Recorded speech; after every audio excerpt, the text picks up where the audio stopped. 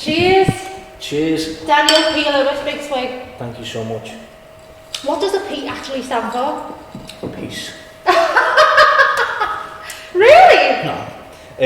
I've legally changed my name. Yeah, so my name is actually Daniel Lewis Price, and I just wanted a fresh start, and I just mumbled the names up, and I just went for a single letter. And we got Daniel P. Lewis. So I'm about peace now. That's it. Harmony, peace and harmony. Love it. So actor, filmmaker, boxer, candlestick maker. Is there anything you can't do? I can't cook. So if I had to throw at you, if you had to say acting, filmmaking, being a boxer, you know, just doing it all, what is your specialism? Do you know what? I never thought it'd be this, but writing. I love writing. I just find it so therapeutic. I haven't got a GCSE to my name. You know, I've got F's, U's, D's, spell fudge. I'm now a writer, I suppose. You know, I've done 2 films, a couple of more projects on the way, and I just love it. So probably writing. And how did you find that? How did you fall into it? No one giving me opportunities. You know, when I decided I wanted to be in the film industry, when I wanted to be an actor, I wasn't getting cast because it doesn't work like that. You know, you've got to earn your stripes. I was calling up agents going, yeah, so I've decided I'm going to be an actor. I need you to represent me. Who are you? What have you done? Nothing. Well, I better go and do stuff. So I started. Do you believe in creating your own opportunity? Absolutely, yeah. Yeah. You know, so you got to. No one's going to sort of open up doors for you. So make your own doors, and that's what I've been doing. Because when we do it all, like we're a jack of all trades, it's hard to. We can't be good at everything, can we? Do you know what I mean? Yeah, There's something that we are weak at. Yeah. You know, only because I've kind of had to, because I haven't had, again, the opportunities or the funds to be able to employ producers, etc. Making a film, doing absolutely everything, certainly on the first project that we've done, you know, producing, I don't want to do it again. You know, I want funds to pay a producer, because it's just too hard, you know, because you're worrying about everything. Certainly when I've produced films where I'm acting in it, I've written it, you know, and they become your baby. You get a little bit protective over it. So when you've got people wanting to mess with things, and you're like, oh no, I didn't see it like that. I didn't. But you just gotta. I know you speak openly as well about having OCD and like personality. How does that affect your life? And if someone's like taking control of your baby? I've just got to have a word with myself and say, stop your controlling, you know, and just go with it and trust these people, you know, these other people around you. And now I've got a really good team around me that I trust. I know that I can say, look, you look after that, and it will be taken care of. So I'm starting to get in a good position with good people around me. So what was it then that made you want to get into filmmaking and be an actor? Was there a certain film? Was there a certain actor? Was there a certain scene? I mean, what was it that made you want to do it? I've always been like a bit of a performance, you know what I mean? I mean, growing up in the area that I grew up in, the group of friends that I had, you know, was like, not so much a scally, but I was in and out of trouble, and you know, I was getting up to no good here and there, and in trouble with police and what have you. But I was always a bit of a performer, and at the house parties I was always telling the jokes and whatnot. But I thought, if I said I wanted to be an actor, these will all laugh at me. Do you know what I mean? They'll be like, you know, what are you doing? But to be honest, these have all been the most supportive people around me. And it was after an accident that I had, and I thought, life's too short. Do you know what I mean? Like, I could die tomorrow. You know what I mean? And you know, it was quite a serious accident. And I was like, do you know what? I'm just gonna do what I want to do, and I don't care what anyone says about it. And I just left everything behind me. I left the boxing and whatnot behind me, and all the drama. Yeah. And I got into the acting, and you know, just absolutely. There you are. Yeah. But like in terms of actors, you know, I've always loved like Nero. Nero's me. He's me. Go on. You're good. You're good. You know, I love that. I love De Niro, Goodfellas. I think what really pushed me to do it was Stephen Graham in This Is England. Certainly the TV series, that performance really touched me, and I was like, do you know what? I've got to do this. So yeah, it was a mixture of people. I love it. I appreciate the art. Yeah. So, big swig on that one. Okay, so if I miraculously wrote you a cheque now, £10 million. Yes, please. What type of film would you make? It's got to be one genre. Yeah. Go for it. Yeah, Goodfellas. Okay. It's my favourite film. So it's got to be something like that in that genre. Something based around that time. I'm a huge fan of Scorsese. Scorsese or Tarantino, definitely my go-to. And what fascinates you so much about that time? The style, the music, culture. You know, I love, you know, and I love how Scorsese tells stories. He uses a lot of narration, you know, and sort of, you know, he'll start a film from at the end and the beginning, and you know, I just think a bit like real life as well. Life is everywhere, isn't it? Yeah. Sometimes you start stuff older, younger, but you crack on. So, and again, you know, he uses Nero, so. So you're based in a city. We're based in Liverpool, and there's a lot of people. There's a lot of filmmakers. There's a lot of creatives. A lot of people trying to make it happen. Do you see that as a healthy competition? Do you see it as motivation? Do you see it as a bit of like? How do you view that? How do you view it? I don't know, because what's weird is, as I say, you know, I boxed for so many years. I started boxing at the age of 7, and with boxing, right, you're getting in the ring with someone and you're punching them, you're punching them in the face, and it's a fight, and then at the end of it you're shaking their hand and going, good luck in your next fight, if I can help you with your next fight and do some sparring. And it transitioned into the film industry, the acting, and it wasn't like that. There was a lot of people there was a lot of jealousy going on, there was a lot of green-eyed monsters, and I didn't like that. I wasn't used to it. I was used to supporting people, cheering people on, wanting to see people succeed. So I just quickly learned that, look, just do what I do, so long as my side of the street's clean. I just focus on me, and that's all you can do, you know. But if there's a good network of people that can be supportive, then they're the people you want on your team. Absolutely. You know what I mean? Yeah. I know you talk a lot about, Daniel, your mental health. You spoke a lot about in the press and you know your journeys, and I think you do help a lot of people now when you put your story out there. Yeah. Daniel, how did it get so bad in your life where one day you woke up and you thought, nah, check me out, I don't want to be here anymore? How bad did it get? It was, it sounds like the cliche here, like I'm trying to give that message that, you know, talk, but it was because I didn't talk. I just bottled it all in. It was childhood trauma, you know. I had a great family and parents somewhat that loved me, but there was a lack of things that were there, and I went through a lot of things when I was a kid. Yeah. One of them being sexual abuse from when I was 7 years old, right up until I was 13 years old. That had a massive impact on me. A lot later in life, it affected me massively. And it wasn't until my nephew was born, and you know, little baby, so vulnerable, and looking at him thinking, how could you harm such a beautiful thing? Because kids are, you know, they're the future, the sponges, and what an adult does to a child, you know, they believe is right and normal, and you know, it had a massive effect on me. And then just, you know, losing people close to me, mixing with the wrong crowds, getting in trouble, and I used to love fighting. I was always fighting. And I just allowed things, I bottled everything up, and it was just like I released the cap one day and it just all exploded. I never dealt with anything, and I was like, look, I'm out, you know, I can't deal with this. You know, and I tried to take my life in 2017.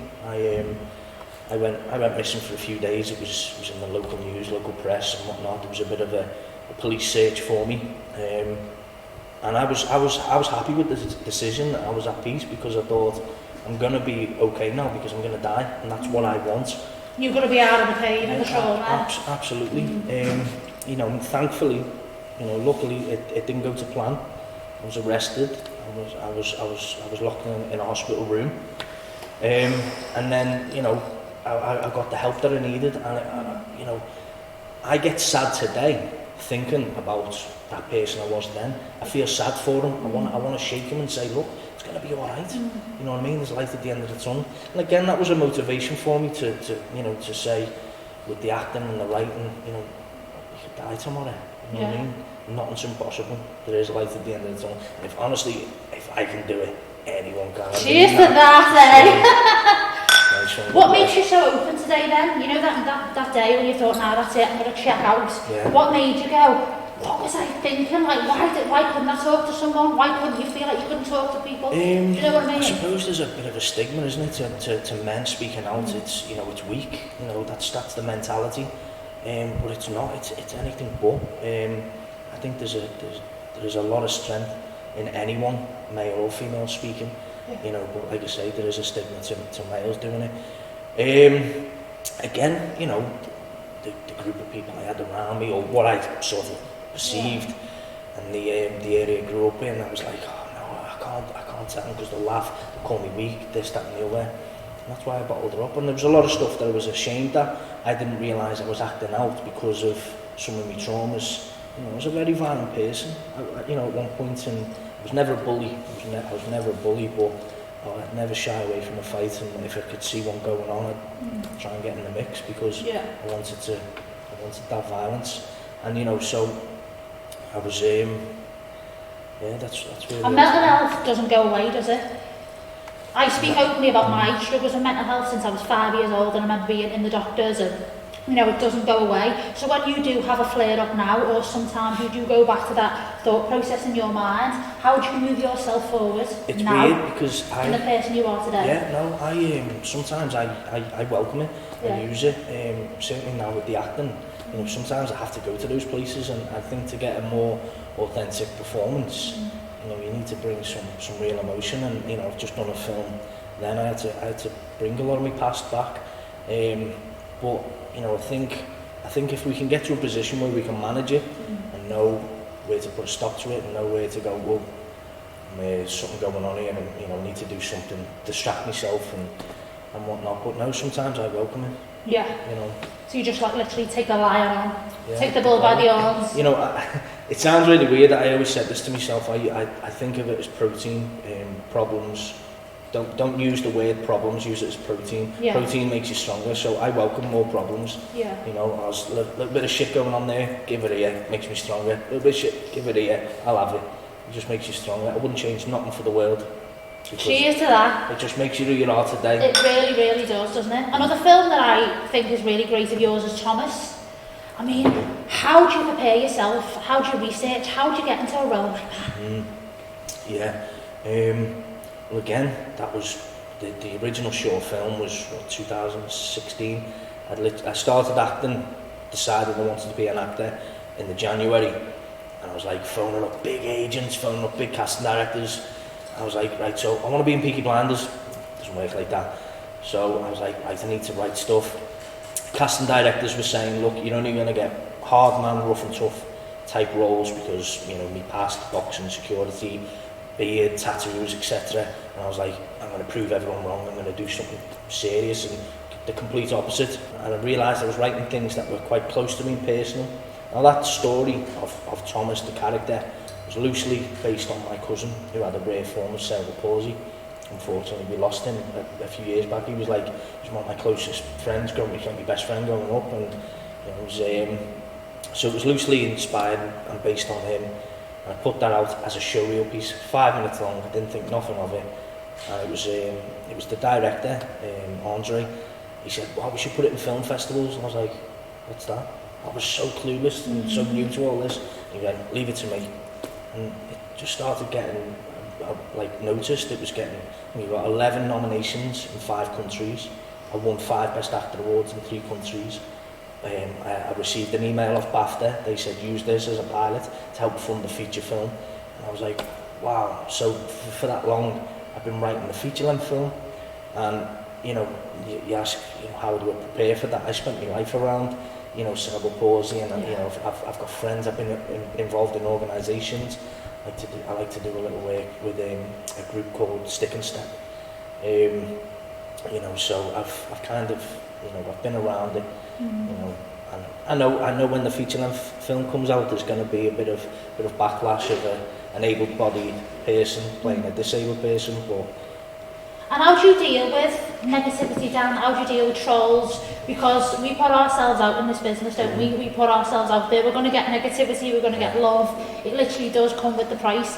If someone turned around and says, oh, that was rubbish, that was whatever, that was X, that was Y, Z, didn't think much of it, how do you respond to negativity? Yeah, no, that's cool. Look, everyone's entitled to the personality. Yeah. you know, to the personality, why did you say that? Everyone's got their own personality. Everyone's entitled to their own opinion, cut that out, but yeah. How do you deal with it though, if someone's coming for you? But yeah, opinions, like an arsehole, everyone's got one, so I don't care. But in terms of like trolls, people calling me things, I don't care. Because certainly if it's online and all stuff like that, I mean, I only use Instagram and I just do it to promote my work. I don't really, you know, sort of get involved with any sort of arguments, and I'm not interested. But you know, if I don't care, because it's not real. Yeah. It doesn't exist. You know what I mean? Unless someone's going to say it to my face, then I'll knock on your door. You know what I mean? Then it's cool. But yeah. No, it's Billy Smith. Does it do okay? Is that accent? Yeah, we should have asked you. That's it. Yeah. I'll be in part 2. Yeah. How's all that going? Because you've done amazing festival runs, you've had a premiere, it's out now. I mean, Billy Smith. Yeah, come on. It's nearly out. It's nearly out. We've just released the trailer. We're hoping next 6 months from now, you know, everyone will be able to see it. That was really fun. Again, that was an accidental sort of thing. We were in lockdown. How does something like that come about? Again, it was meant to be a showreel piece because we were in lockdown. There was no one working. You know, all those creatives that need to be creative were like, oh, I need to be doing something. So I was like, right, I'm just going to do a little short piece. I'll use it for me showreel. So we done this scene. And I was like, oh, looks quite good that. We'll extend it, make it into a bit of a longer short film. Again, we've done that. And we were like, oh, this is too good. We're making a feature length. We've done that. And all whilst been doing this for the past 5 years, I've been trying to get financing for the feature length of Thomas. Yeah. So we finally found an investor who we've become really close friends with, and he said, I'll invest in that if you can put money in Billy Smith. I'm like, but it's done. And he went, but you can make it better, can't you? And I'm like, yeah, of course. He went, there's your finance for Thomas, put a little bit more effort into Billy Smith. He put some money into that. We went back, spruced it up, added the cherry on top, and you know, and then we got what we've got now. We've done a little test screening. You were busy that day, apparently. Sorry. That went down well. The audience, you know, it was good reactions. And look, I'm under no illusion of what it is.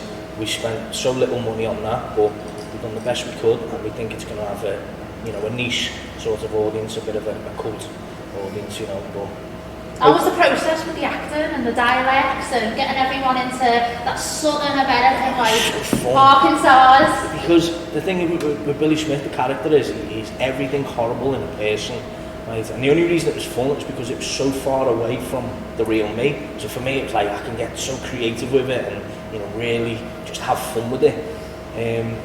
So yeah, and you know, obviously setting it in America and in a period as well, in the 90s. We had the police costumes, the sheriff outfits, the police cars, everything. It was like, wow, this is cool. It gave me a taste of what I want, and you know, I hope this just comes more. Where do you think you get your tenacity from, Dan? To just keep, every time you've been belted, you've been knocked down, you've been slaughtered, what makes you get back up every single day and try again? I am surrounded by some really good people. You know, I am blessed in that way. I do offer a lot of credit to my Uncle Tucker. My Uncle Tucker has a tattoo on him that says no fear. Just no fear, absolutely, you know, fear no one, no group of men. Just go at everything with full force. Absolutely. And you know, you don't ask, you don't get. My mum always said, God loves a trying. And you've got to, because we only live once. We do. You know what I mean? And I don't mean to sound all preachy and cliche there, but it is, you know. So.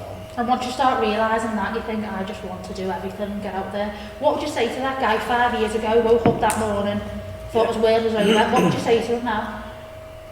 Please trust me that there is light at the end of the tunnel, because anything, absolutely anything is possible. And all this is just the ingredients for something special. So just welcome it all. Yeah, you're going through some shit. It's cool, deal with it. Well, get some more, because it's going to make you into a bigger, better, stronger person. And that's it. Drink in hand. Final question. Cheers, I might need to speak for this one. When the day comes, what is your legacy going to be? Yeah, I was a good dad. That's all I care about now.